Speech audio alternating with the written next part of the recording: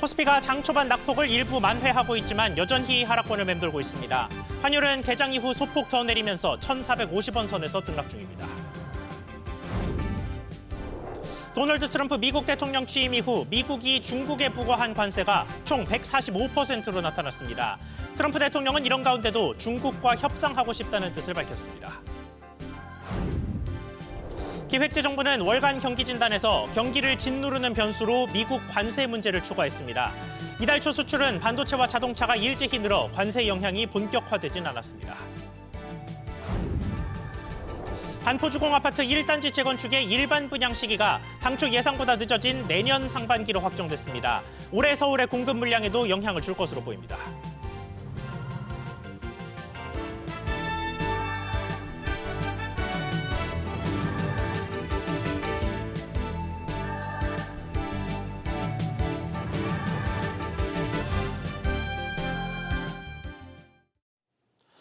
여러분 안녕하십니까? 이번 주 마지막 거래일까지 요동치고 있는 증시 상황으로 오늘 뉴스 시작하겠습니다. 장 초반에 2,400선이 깨지면서 우려를 키웠던 코스피 어제 상승분을 일부 반납하는 것처럼 보였습니다만 그래도 2,400선 위로 조금 회복을 했습니다. 하지만 여전히 전체적으로는 상황이 좋지는 않습니다. 반면에 코스닥은 장 초반부터 상승 전환한 뒤에 지금은 2% 가까이 상승하면서 이제는 700선 회복을 눈앞에 두고 있습니다. 그리고 수급 상황 보시면 최근에 등락을 주도하고 있는 외국인은 하루 만에 매도세로 전환했습니다. 다만 대부분 종목이 다 같이 떨어지고 다 같이 올랐던 최근 증시 상황과 달리 오늘은 종목별로 희비가 좀 갈리는 모습인데 이 흐름 자세히 짚어볼 전문가 연결돼 있습니다. SBS 비즈 5스타 허해남 전문가 연결해 보겠습니다. 안녕하세요. 네, 안녕하세요. 네, 오늘은 종목별로 흐름을 좀 자세히 나눠서 보겠습니다. 삼성전자를 포함해서 반도체주가 일단 크게 빠지는 모습입니다. 반면에 조선주는 많이 오르고 있고요. 이렇게 희비가 갈리는 이유가 뭡니까? 네, 우선 말씀하신 대로 최근 국내 증시가 트럼프 규제 관련 내용의 번복과 추가의 급등락을 반복하고 있습니다. 어제는 관세 유예 발표에 코스피가 사이드카까지 발동되면서 좀 급반등을 보였는데요. 하루 만에 하락세로 전환하는 모습입니다. 역시 미중 갈등의 격화가 가장 큰 증시의 부담으로 작용하고 있습니다. 이에 반도체 대표 종목군인 삼성전자와 SK 하이닉스도 하락세를 보이고 있는데요. 특히 SK 하이닉스는 기술적으로 작년 8월부터 형성 중인 박스권 하단인 18만 원부터 16만 원까지의 지지력을 다시 한번 체크 중입니다. 하지만 이 구간에서 기관의 수급은 지속적이기 때문에 이번에도 하단 지지력은 지켜줄 것이라고 예상이 되고 있습니다. 결국 전일 미증시에서 기술주가 동반 약세를 보이면서 대표적인 기술주인 반도체 종목군들이 약세를 보이고 있고 또 반대로 오늘은 좀 수급이 중소형주에 집중되면서 AI 반도체, 소보양 중소형주들은 삼성전자와 SK 하이닉스에 비해서 상승세를 유지해주고 있습니다. 반대로 시장 대비 조선업종은 이제 강세를 보이고 있는데요. 역시 시장이 좀 급락하는 구간에서 반등 모멘텀을 추가적으로 형성하고 있습니다. 트럼프 2기 행정부의 조선업 재건 의지가 강한데요. 트럼프 대통령은 조선 실적이 좋은 나라에서 선박 구매가 가능하다라는 표현도 썼습니다. 이에 현대힘스 그리고 HD 현대마린엔진, 하나엔진 등 이런 조선 기자재들이 같이 강세를 보이고 있습니다. 특히 현대힘스는 오전 상한가를 기록했는데 최근 조정에 대한 반등 시세가 추가적으로 형성되는 분위기이고 HD 현대마린엔스도 역시 최근 박스권 3만 원을 돌파하면서 신고가 추세에 진입하는 모습입니다. 오늘 시장의 가장 큰 특징은 이제 1분기 강 섹터의 이제 반등 시세라고 볼 수가 있겠는데요. 로봇, 그리고 AI, 재건, 원전, 조선 등 이렇게 연초 지수의 반등 랠리를 주도했었던 중소형 주도주군의 수급이 가장 강하게 집중되는 모습입니다. 따라서 주도 섹터의 한 축인 조선업이 이런 영향으로 동반 강세를 보이고 있습니다. 네, 그리고 최근 증시의 급변동은 환율의 급등락과 함께 이루어지는 경우가 많았는데 오늘은 그래도 환율이 비교적 잠잠합니다. 이 부분도 좀 짧게 짚어주시죠. 네, 역시 이제 변동성의 정점은 이제 통과하고 있다 이런 성격으로 좀 소강 상태를 이제 보이고 있습니다. 미국과 중국의 강대강 보복 관세 대응에 이제 2009년 3월 이후 16년 만에 이제 최고 수준으로 도달했었는데 우선 관세 유예 발표에 소폭 진정되는 모습입니다. 이제 결국에는 이제 90일 기간의 유예 기간 동안 달러 강세를 진정시킬 추가 모멘텀을 우리가 기다릴 필요가 있겠습니다. 이제 가장 중요한 부분은 트럼프 푸시라고 표현되는 이제 협상과 감세, 그리고 규제 완화이고, 또 다른 한쪽으로는 이제 파월 푸시라고 표현되는 이제 금리 인하라고 보시면 되겠습니다. 예상했던 수준을 넘어서는 이제 최악의 시나리오로 좀 관세 전쟁이 좀 진행되고 있으나 이런 악재성 이슈는 이제 이 정도면 다 노출이 됐다고 판단이 되고요. 결국에 시장은 이제 이런 앞서 설명드린 반등 이슈에 이제 관심을 돌릴 것으로 이제 사료가 되고 있습니다. 이제 기술적으로는 1,430원부터 1,470원 정도의 박스권 형성하면서 좀 수렴 후에 이제 미 금리 인하와 관세 협상 타결 등 이런 추가 안정을 기대할 수가 있겠습니다. 네, 지금까지 파이브스타 허해남 전문가였습니다. 감사합니다. 이렇게 세계를 상대로 한 관세 공격을 잠시 멈춘 미국은 중국에 대해서는 여전히 강경 노선을 걷고 있습니다. 중국에 부과한 관세율이 기존 발표했던 125%가 아니라 더 높은 145%로 정정됐는데요. 이에 중국은 유럽과 동남아 등 다른 우군을 모으는 작업에 나섰습니다. 송태희 기자. 네, 일단 미국 쪽부터 보겠습니다. 그러니까 중국에 대한 관세율이 이번에 또 높아진 게 아니라 원래 145%였다는 거죠. 그렇습니다. 미국 CNBC는 중국에 대한 상호 관세율이 125%로 행정명령에 명시되어 있다면서 여기에 20%의 펜타닐 관세 비율을 추가해야 한다고 보도했는데요. 이를 백악관 관계자가 맞다고 확인했습니다.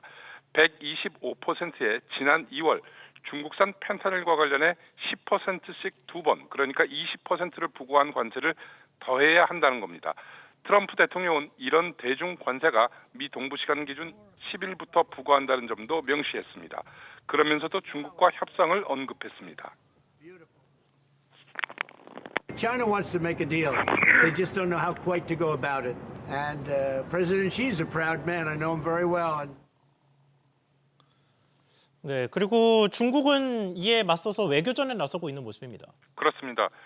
중국과 유럽연합이 중국산 전기차에 부과 중인 고율 관세 폐기 협상을 재개하기로 합의했다고 로이터 통신이 보도했습니다.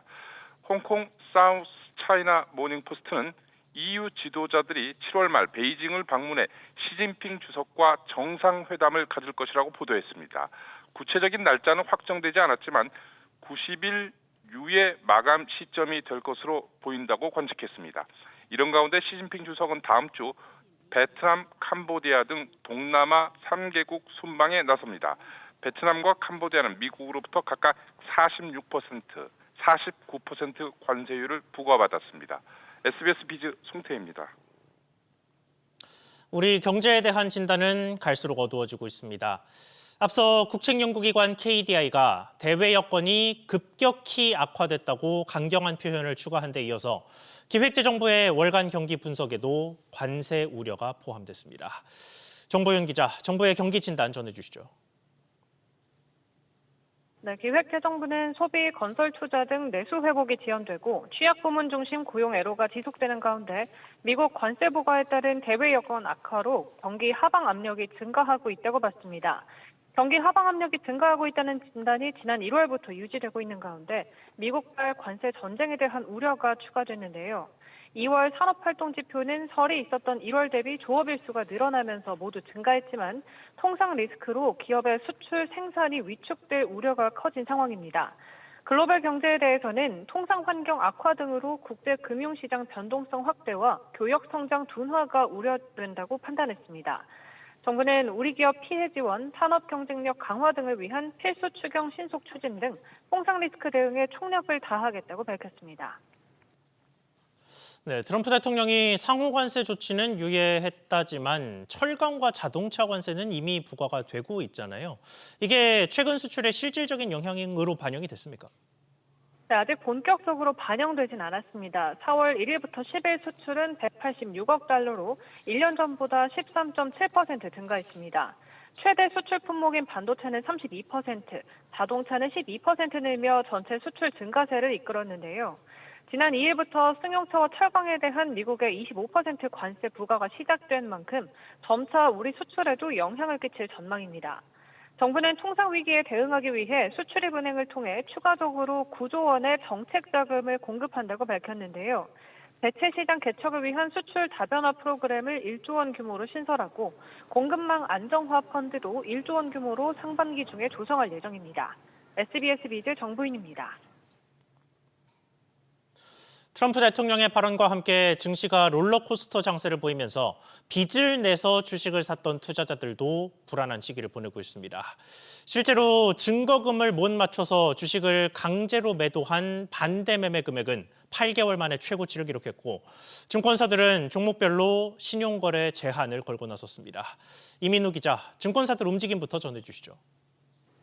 네, 한국투자증권은 이번 달 예스24, 계룡건설 등 30개 종목에 대해서 증거금리를 높이거나 신용대출을 막았습니다. 메리츠증권은 20개 종목의 증거금리를 100%로 상향 조치했습니다. 미래에셋증권과 NH투자증권 역시 5개 종목의 신용대출을 중단했습니다. 이외에도 여러 증권사에서 신용대출 문턱을 높이는 움직임이 지속되고 있는데요. 특히 지난달부터 이어져온 도널드 트럼프 미국 대통령의 오락가락 관세 부과 방침에 주식시장이 크게 흔들린 탓입니다. 이에 증권사들은 사전 또는 사후적으로 시장 변동성에 대응하기 위한 조치였다고 설명했습니다. 네, 그리고 실제로 최근 주가가 급락했을 때 반대 매매 규모도 굉장히 컸죠. 그렇습니다. 이틀 전인 그제 기준 반대 매매 금액은 166억 2천만 원에 달했는데요. 지난해 8월 9일 이후 약 8개월 만에 최고치입니다. 통상적으로 추가 담보금을 넣지 않으면 증권사가 이 거래일 뒤에 시세보다 싼 가격에 강제 처분하는 방식인데요. 지난 7일 국내 증시가 트럼프의 관세 부과 소식에 국내 증시가 급락한 탓입니다. 실제로 지난 7일 코스피와 코스닥이 5% 넘게 급락하자 담보 부족 계좌는 하루 사이 급증했는데요. 주요 10개 증권사 중 9개 증권사의 이날 기준 담보 부족 계좌 수는 54,503개로 한 거래일 만에 400% 넘게 늘었습니다. SBS 비즈 이민우입니다. 이어서 부동산 소식입니다. 반포주공 1단지 재건축 단지인 반포 1, 2, 4주구, 반포 DH 클래스의 일반 분양이 내년 상반기에 실시되는 것으로 확인됐습니다. 서울권, 특히 강남권의 최대 분양 물량인데 이번 결정에 따라서 올해 분양 물량은 급격히 감소할 것으로 보입니다. 박연신 기자, 2단지 일반 분양이 계속 지연돼 왔었는데 일단 시기가 확정은 됐습니다. 네, 반포 주공 1단지 재건축 단지인 반포 1, 2, 4주구, 반포 DH 클래스의 일반 분양 시기가 내년 상반기로 확정됐습니다. 반포 1, 2, 4주구 조합 관계자는 재분양을 마치고 관리처분 계획 인가를 받아야 하는 상황이므로 내년이 돼야 일반 분양을 실시할 수 있다고 말했는데요. 앞서 조합은 지난 2017년 조합원 분양을 실시했다가 최근 사업계획 변경에 따른 재분양을 마친 바 있습니다. 세대수는 총 5,007세대로 정해졌고 이 가운데 1,805세대가 일반 분양 물량으로 확정되는데요. 지난해 3월부터 착공을 시작해 현재는 공정률이 18에서 19%에 달하는 것으로 전해졌습니다. 준공 예정일도 오는 2026년쯤으로 예상됐지만 오는 2027년 11월 말로 이뤄질 예정입니다. 네, 이게 당초 예상됐던 일반 분양 시기는 사실 올해였는데 좀 늦어졌습니다. 네, 따라서 올해 서울 내 분양 물량도 줄어들게 되는 건데요. 2,000세대 가까운 분양 물량이 내년으로 연기되면서 수도권 공급 물량도 줄게 됩니다.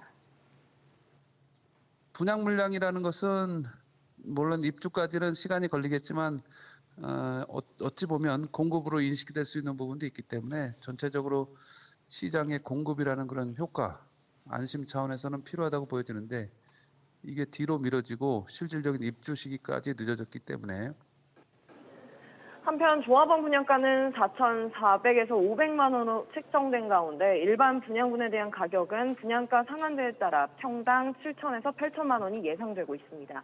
SBS 비즈 박연신입니다. 서울의 부동산 시장 전체적으로는 토지거래 허가구역 재지정과 정치적 불확실성으로 관망세가 확산되는 추세입니다. 그런데 기존 주택 중에 50억 원 이상의 고가 아파트 거래는 분위기가 좀 다르다고 합니다.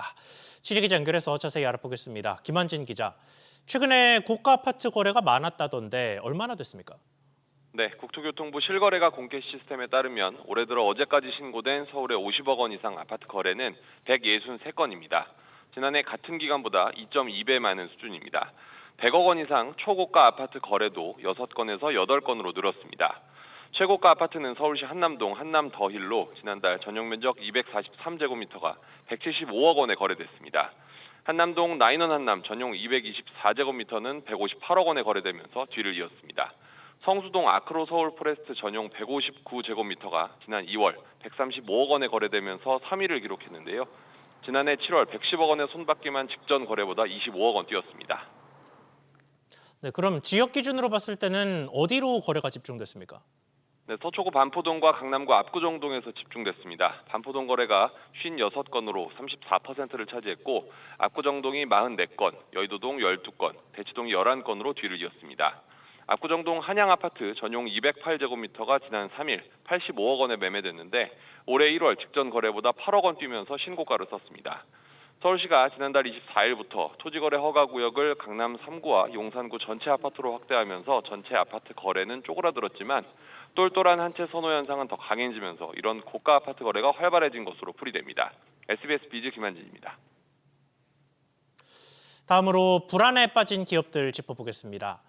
온라인에서 쇼핑할 때 각종 페이 서비스에 미리 금액을 충전해두고 쓰는 분들 많으시죠. 플랫폼들 입장에서는 언제든 돈을 사용할 준비가 된 이른바 충성 고객을 판별하는 주요 지표로도 활용됩니다. 주요 온라인 쇼핑몰들에서 이런 충전금이 늘어난 것으로 나타났는데 위기에 빠진 G마켓에선 또 금액이 줄었습니다. 신채연 기자. 네, 신채원입니다. 네, 일단 현재까지 공개된 선불 충전금 상황이 어떻습니까? 네, 지난 1분기 말 기준 네이버의 선불 충전금 잔액은 직전 분기보다 1.5% 증가한 1,576억 원으로 집계됐습니다. 같은 기간 컬리의 선불 충전금도 14.7% 증가해 4억 3천만 원 정도로 나타났습니다. 신세계그룹 계열 이커머스인 습닷컴의 선불 충전금도 599억 원으로 직전 분기 대비 17% 늘었습니다. 업계 1위인 쿠팡과 11번가는 아직 충전금을 공개하지 않았습니다. 네, 그래도 현재까지는 대부분 업체에서 선불 충전금이 늘었는데 G마켓은 감소세라면서요? 네, 그렇습니다. 또 다른 신세계 계열 이커머스인 G마켓의 지난 1분기 선불 충전금은 직전 분기보다 10.6% 줄어든 256억 원으로 집계됐습니다. 지난 2022년 1분기에는 500억 원을 넘기도 했지만 이후 12개 분기 연속으로 감소세입니다. G마켓은 사용 동력 기조를 유지하고 있어 선불 충전금이 줄고 있다는 입장입니다. G마켓은 지난해 연간 적자가 674억 원으로 2023년에 320억 원보다 적자 폭이 커져 위기에 빠진 상태입니다. 이런 가운데 신세계그룹은 중국 알리바바그룹과 G마켓, 알리익스프레스를 모을 합작법인 설립을 추진하기로 하고 공정거래위원회의 심사를 받고 있는데요. 이를 통해 반전을 이끌어내지 못하면 충성 고객의 지속적인 외면도 피하기 어려울 것으로 보입니다. SBS 비즈 신채원입니다. 석연찮은 기업회생 신청으로 금융당국 등의 조사를 받고 있는 홈플러스와 그 대주주 MBK 파트너스의 김병주 회장이 투자자들의 고소장을 받게 됐습니다. 홈플러스가 발행한 채권의 투자자들이 김병주 회장의 사재 출연을 포함한 요구사항이 받아들여지지 않자 집단으로 고소장을 제출한 건데 자세한 상황 알아보겠습니다. 정대한 기자, 먼저 투자자들 움직임 어떻습니까? 네, 소장을 낸 투자자들은 홈플러스가 신용카드 대금을 기반으로 발행한 유동화 전단체에 투자한 사람들인데요. 법인 포함 약 120여 명이 김병주 MBK 회장과 조주현 홈플러스 대표 등을 서울중앙지검에 고소했습니다. 비대위는 기자회견에서 홈플러스가 전단체 상환금을 지급할 의사가 없다는 사실을 알고도 증거사들로 하여금 안정적인 상품으로 소개하도록 하고 투자자들이 매수하도록 했다고 주장했습니다. 투자자 측 추산 손해는 약 900억 원, 투자자 중 80%는 1억 원에서 3억 원의 피해를 봤다고 강조했습니다. 비대위는 피해자들을 추가로 모집해 2차 200명, 3차 600명을 목표로 고소장을 제출할 예정입니다. 네, 그런데 김병주 회장이 이미 사재를 내놨다는 얘기도 있죠. 네, 그렇습니다. 업계에 따르면 김 회장은 지난달 홈플러스에 수백억 원 규모의 사재를 증여한 것으로 전해졌습니다. 이 사재는 현재 홈플러스 물품 대금을 받지 못한 소상공인들에게 지급되고 있는 것으로 알려졌는데요.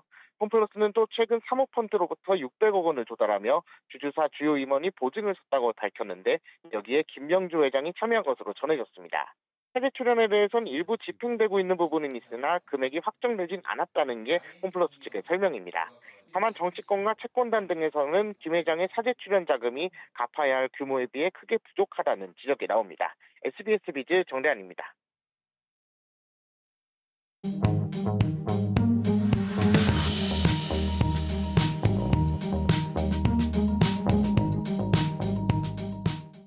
안녕하세요. K웨더 공기진흥센터에서 전해드리는 대기오염 예보입니다. 오늘 대기오염 물질의 영향으로 전국 대부분 지역 공기질 좋지 못합니다. 수도권을 포함한 곳곳에서 미세먼지 농도 나쁨에서 한때 나쁨 단계를 보이고 있습니다. 현재 서울도 전 지역 먼지 농도가 높고요. 시흥 1동과 대림 2, 3동을 중심으로 서울 중 가장 탁한 공기를 보이고 있습니다. 오늘 낮 기온이 크게 오르며 완연한 봄 날씨를 보이겠습니다. 서울 23도, 춘천 25도까지 오르겠습니다. 하늘은 대체로 맑은 가운데 충북과 대전, 경북과 대구 등 일부 내륙엔 건조특보가 발효 중이라 화재 예방에 유의하셔야겠습니다. 오늘 오후에도 서쪽 곳곳으로 공기질이 한때 탁하겠는데요. 환경부 기준으로는 전국이 보통 수준이지만 WHO 기준으로는 수도권과 충청, 전북의 미세먼지 농도 한때 나쁘겠습니다. 내일 수도권은 대기질 나쁨 단계를 보이겠지만 전국적으로 비가 시작되면서 먼지가 완화되겠습니다. 다음 주 초반까지 공기가 깨끗하겠습니다. 지금까지 대기오염 예보였습니다.